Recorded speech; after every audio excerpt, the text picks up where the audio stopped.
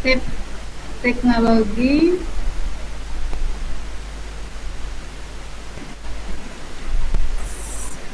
saya taunya ini Pak, apa, teknologi untuk dalam pembelajaran seperti, ketika pembelajaran itu harus ada teknologi teknologinya kayak untuk apa, video pembelajaran, menyatakan video pembelajaran, atau bisa, PowerPoint seperti itu. Ya, ya. Untung singkatannya masih lupa Bu ya. Ya, Singkatan bahasa teknologi, Inggrisnya. satunya teknologi TP-nya. Kalau untuk pengaplikasiannya Oke. itu Berarti pengertiannya, kalau pengertian secara umum apa itu TPACK? eh, Apa jadi intinya dalam pembelajaran itu sesuai dengan era industri teknologi itu harus disertakan eh, apa, tentang penggunaan teknologi dalam pembelajaran seperti itu. Anak, siswa didik itu bisa berpikir kritis seperti itu Bapak. Oke. Saya beralih ke Pak Taslim ya. Siapa? Kali bisa bantu Pak pengertian apa namanya? Kepanjangannya dulu dalam bahasa Inggris. TPACK apa Pak? Ya, tes kedengaran Pak? Ya, kedengaran. Ya, TPACK Teknologi Pendidikan Content Knowledge. Teknologi Pendidikan Content Knowledge. Itu kalau tidak salah. Teknologi Pendidikan Content Knowledge. T-nya hanya knowledge. Pendidikan, Knowledge. knowledge ya. Knowledge. Kira-kira TPACK itu kalau ya diterapkan dalam proses pembelajaran, kira-kira tujuan yang paling utama untuk apa? Tujuan utama yang pertama adalah untuk memudahkan dalam proses pembelajaran, memudahkan dalam proses pembelajaran yang bisa mengkaitkan antara apa namanya itu antara materi yang ada dalam proses pembelajaran dengan jadi kalau misalkan dengan menggunakan teknologi itu kan kira-kira lebih mudah dipahami, tidak terlalu monolog apa namanya itu monoton saja, tapi bisa lebih bervariasi, bisa membangkitkan semangat anak-anak juga, memudahkan juga gitu Pak. Ya. Oke, ya. Saya beralih ke Bu Ina.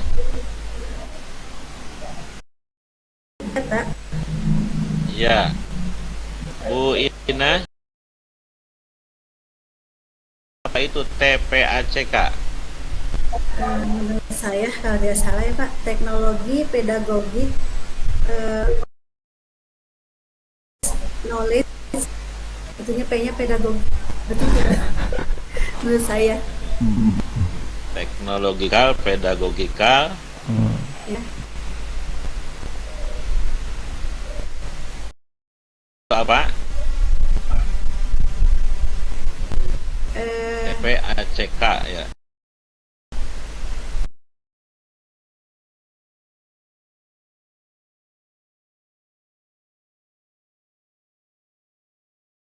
Melibatkan dan mengimplementasi, kita kira-kira apa syarat-syarat yang harus dilakukan oleh seorang guru atau seorang pendidik dalam proses eh, persiapannya, dalam proses pelaksanaannya. kan tentunya ini kan berhubungan dengan teknologi ya Pak. Jadi kita harus eh, apa perangkat selain ada RP atau yang lainnya program, tentunya kita harus yang berhubungan dengan teknologi, apa yang harus kita apa gunakan, apa kita siapkan sesuai dengan yang direncanakan. Menurut saya seperti itu. Gitu ya. Ya, saya beralih ke Pak Irfan. Pak Irfan, halo. Ya, halo Pak. Iya. Sekali lagi Konten knowledge. content knowledge. Cara Itu menggunakan teknologi, kemudian menggunakan pedagogik, artinya model-model pembelajaran yang sesuai, kemudian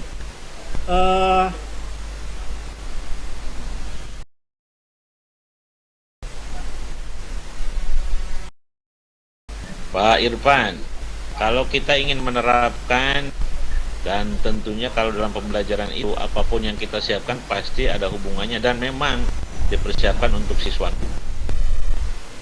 Misalnya di kelas, apa yang harus dilakukan oleh para siswa bisa mengikuti terhadap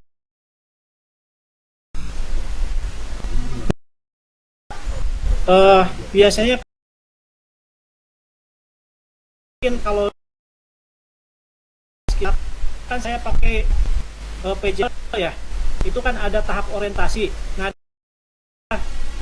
setting atau di tahap itulah kita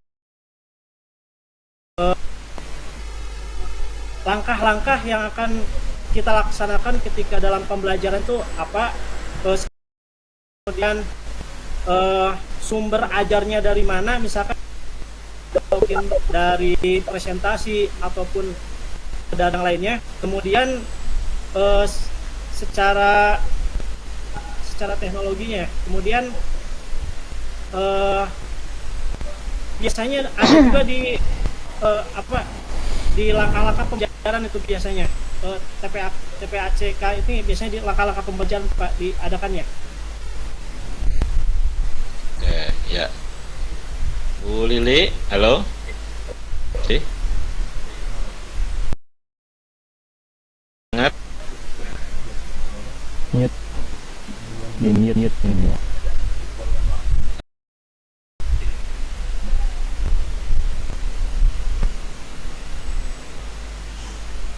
Ini kayaknya belum merespon ya Bu Lili. Bu Lili, halo. Iya Pak, tadi suaranya putus-putus. Oke, ya. Sekarang giliran Bu Lili. Ya. Sekali lagi saya tanya apa singkatan dalam bahasa Inggrisnya?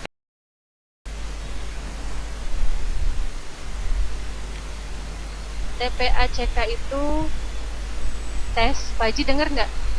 Punten. Ya. Jelas. Technological knowledge, pedagogical knowledge, content knowledge, itu TPACK Pak Haji. Technological, Technological, knowledge, pedagogical, and content knowledge. Technological, pedagogical, content knowledge. Kalau kita menerapkan TPACK dalam proses pembelajaran, ya sebetulnya outputnya apa yang bisa kita rasakan?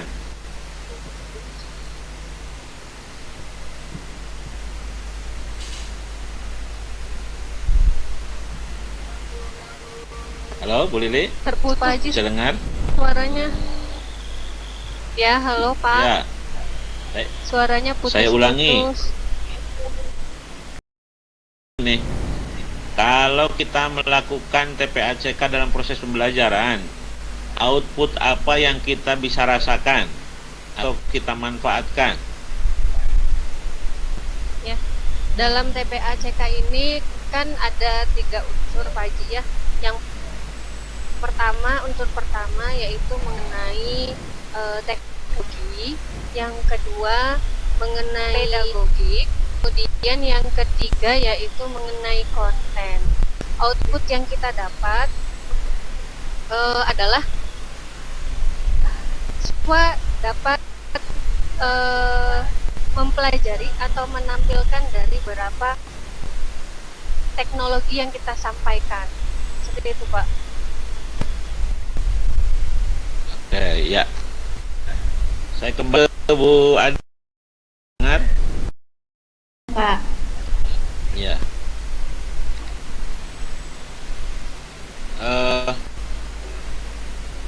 Kita mengenal dan sampai hari ini menjadi sesuatu yang diwajibkan ya, membuat evaluasi dengan HOTS ya. Apa yang Ibu ketahui tentang pengertian HOTS itu? Berpikir tingkat tinggi, Bapak. Berpikir tingkat tinggi HOTS. Di situ nanti pengaplikasiannya ada C1, C2, C3, C4, C5, dan C6. Kalau untuk HOTS-nya itu dimulai dari C4 dari menganalisis, C5-nya mengevaluasi, dan C6-nya menciptakan karya.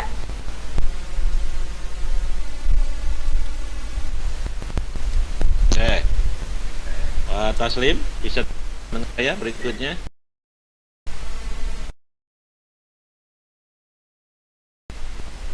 Ya, Pak Taslim, apa syarat yang bisa dilakukan oleh guru untuk membuat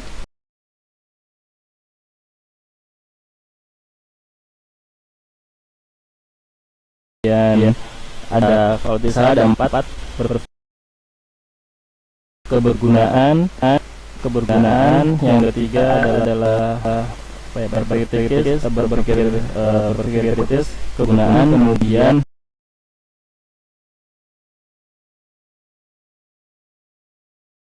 PS itu berpikir kritis.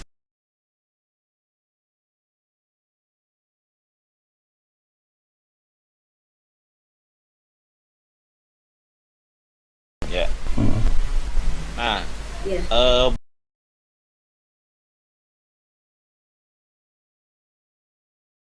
Permasalahan itu bisa salah satu contoh untuk berpikir kritis.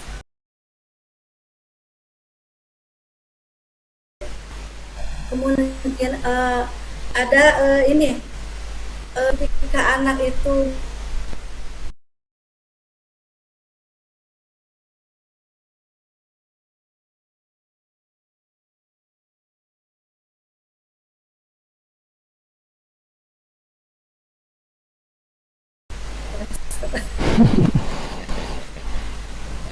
oke, iya cukup.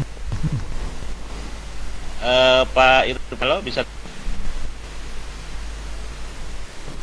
Iya, Pak. Ya.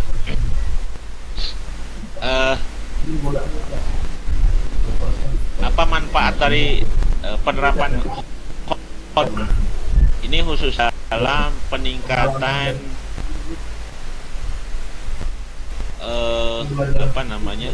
pembelajaran PAI gitu ya? Kan di dalam PAI itu proses pembelajaran itu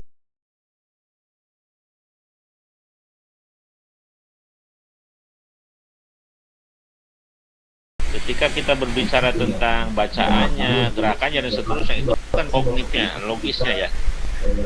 Tapi dari peksinya ya kan, apakah HOTS itu bagaimana? Kalau menurut saya, Pak, untuk pembelajaran HOTS ini bisa dilakukan baik untuk ranah kognitif afektif ataupun untuk psikomotor atau untuk sampaikan bahwa ini kan dari C4 ya, C4, kemudian C5 dan C6. Kemudian untuk ranah afektif itu mungkin mencakup untuk ranah spiritual juga ya, Pak, karena untuk ranah afektif ini untuk yang HOT ini dari A3 yaitu menghargai, kemudian A4 mengorganisasikan, dan A5. Ya. Karakteristik menurut nilai itu terutama untuk P3, P4 dan P5, yaitu dari artikulasi sampai terakhir bisa untuk naturalisasi. Nah, untuk hal ini memang sebagaimana tadi disebutkan bahwa ada keterkaitan, ya, ada keterkaitan bukan hanya dalam satu mata pelajaran, bahkan mungkin bisa lebih dari satu mata pelajaran. Misal, nah untuk menganalisis itu bisa menggunakan bukan hanya dalam satu pelajaran, tapi bisa lintas pelajaran. Misalkan misalkan saya kemarin tentang praktek sholat jenazah. Nah itu ada hubungannya dengan Al-Quran hadis, kemudian ada hubungannya juga dengan pelajaran yang lainnya juga. Nah jadi seperti itu Pak jawaban saya.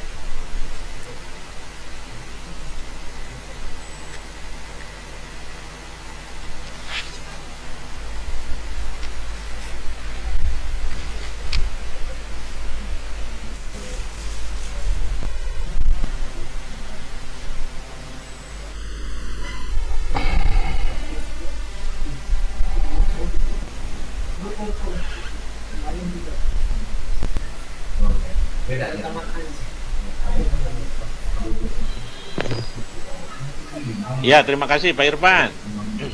Ya.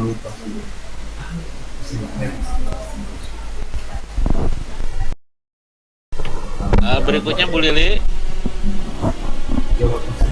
Ya Bapak. Ya. Bagaimana kiat-kiatnya kita bisa memberdayakan siswa supaya sesuai dengan kemampuannya mereka bisa sedikit demi sedikit meningkat dan untuk melakukan berpikir kritis.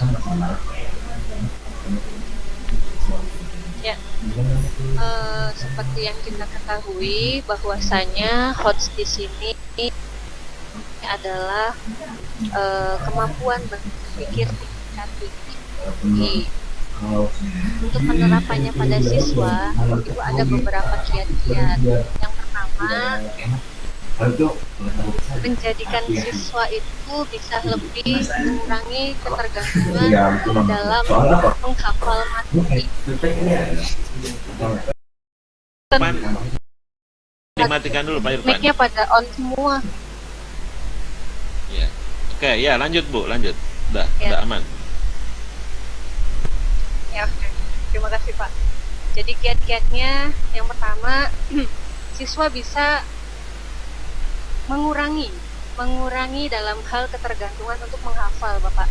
Jadi di sini siswa itu dituntut untuk mengasah kemampuannya dalam hal pemahaman materi itu dengan menganalisis. Kemudian bisa juga yang kedua itu untuk melatih penalaran siswa. Jadi sedikit-sedikit siswa itu pemikirannya dilatih, Bapak, dari soal-soal yang HOTS tersebut. Kemudian bisa juga kiatnya itu meningkatkan kreativitas mereka, meningkatkan kreativitas siswa. Seperti itu Pak mungkin. Oke, ya. Terima kasih Bapak Ibu semua yang sudah merespon terhadap dua konten pertanyaan saya, intinya tentang TPACK dan HOTS lah. Untuk selanjutnya saya silahkan kepada Bu Pamong kita, Ibu Linda. Disilahkan Ibu. Baik, bismillahirrahmanirrahim. Kita mulai saja dari tadi saya pendalaman RPP ya Pak. Mohon tugasnya. Ya. Bapak Ibu sudah mengupload RPP yang terbaik dari 3 yang kemarin direvisi dari awal oleh Bapak Ibu guru pamong yang lain. Nah, sekarang saya ingin bertanya dalam proses pembelajaran itu ada yang menggunakan BL, BL dan DBL. Coba metode apa yang pas untuk model pembelajaran apa yang pas untuk metode PJBL? PJBL berarti Project Based Learning. Silakan Bapak Ibu coba metode apa? Metodenya apa? Metodenya PJBL.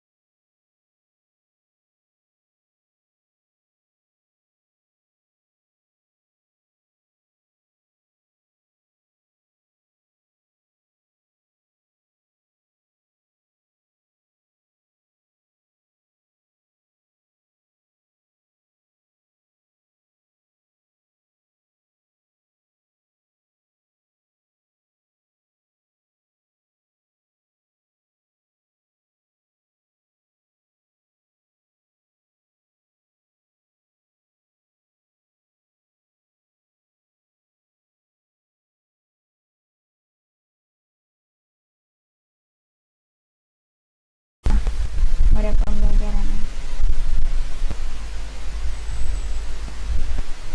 Silakan siapa saja lah dari Bapak Ibu yang siap menjawab.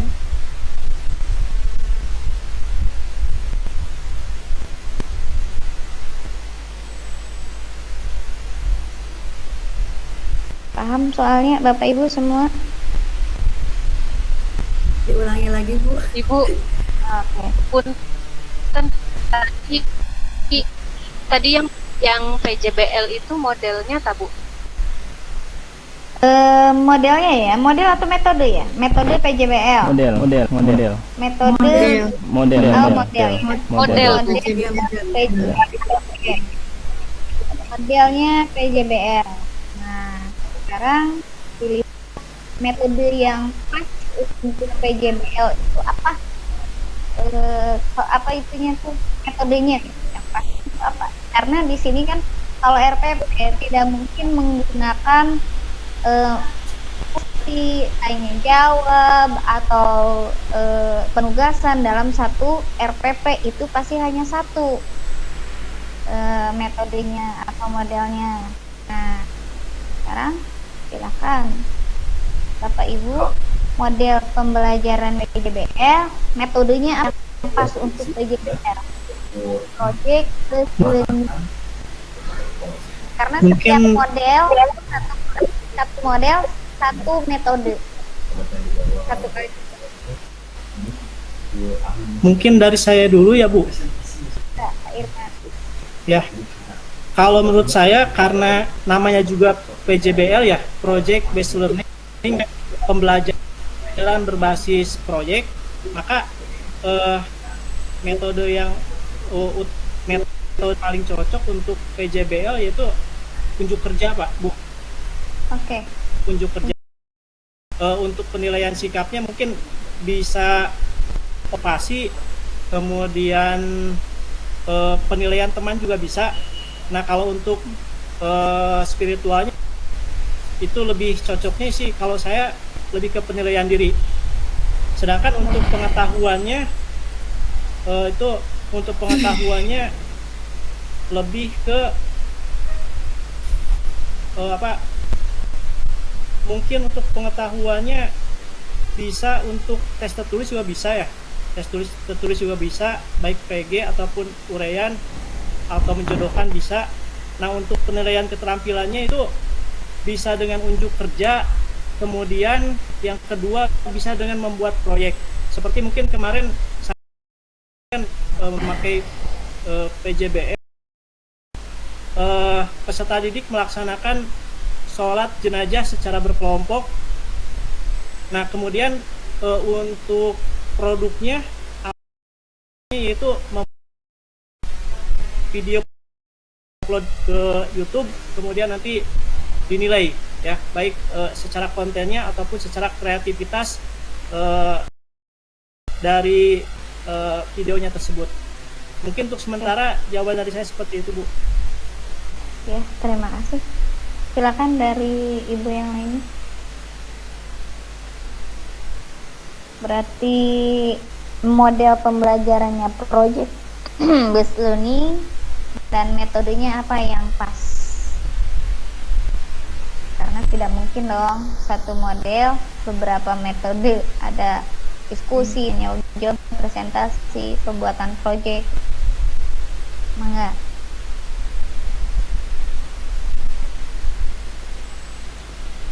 Lina, silakan. Kalau saya suka menggunakan unjuk kerja, apalagi ada yang praktek seperti kemarin saya ada praktek sholat ya di kelas 3, kemudian hafalan gitu, maka saya unjuk kerja. Oke. Ya.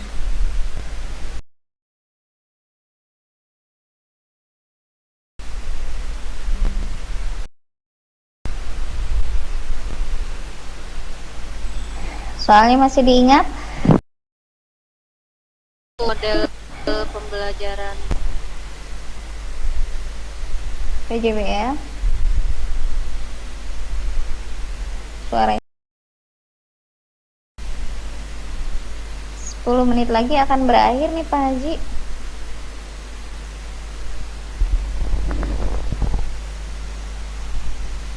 Nanti diperbaharui Bu ya. Siap. Iya.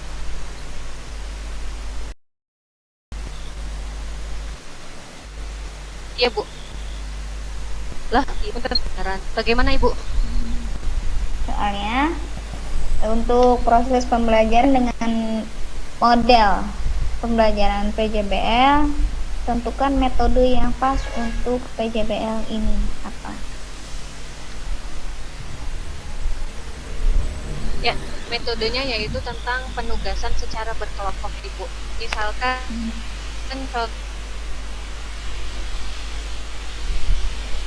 Suaranya tidak ada. penugasan secara berkelompok di sini, siswa bisa berdiskusi dengan siswa yang lain secara berkelompok, kemudian menyajikan hasilnya atau membuat.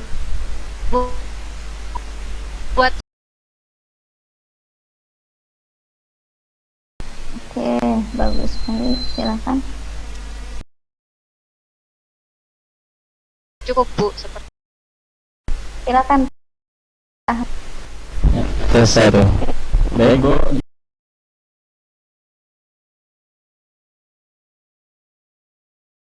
Ini kan bisa diterapkan atau disesuaikan dengan karakteristik dari materinya masing-masing. Jadi tidak semua karakteristik yang ada di dalam satu metode dalam satu pembelajaran itu sesuai dengan model yang akan kita laksanakan atau lebih tepatnya yang lebih pas seperti.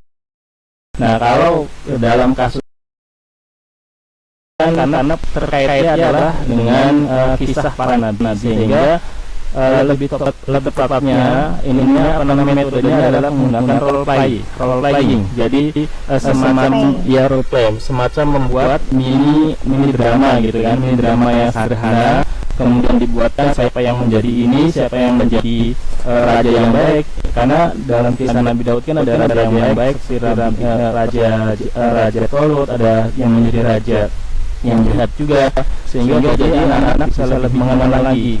Gitu. Kemudian untuk penugasan, karena di dalam ada penugasannya masuk, karena dalam beberapa ini kan kita buat seperti linking sederhana.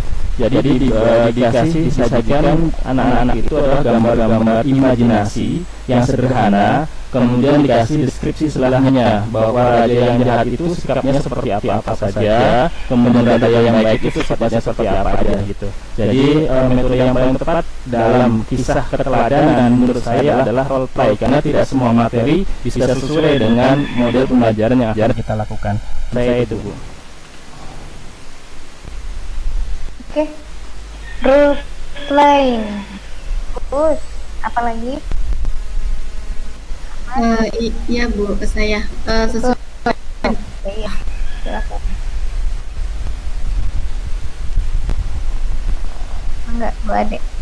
Ya, saya di RPP yang kedua itu menggunakan project. Di situ metodenya itu dengan diskusi ya, dengan diskusi karena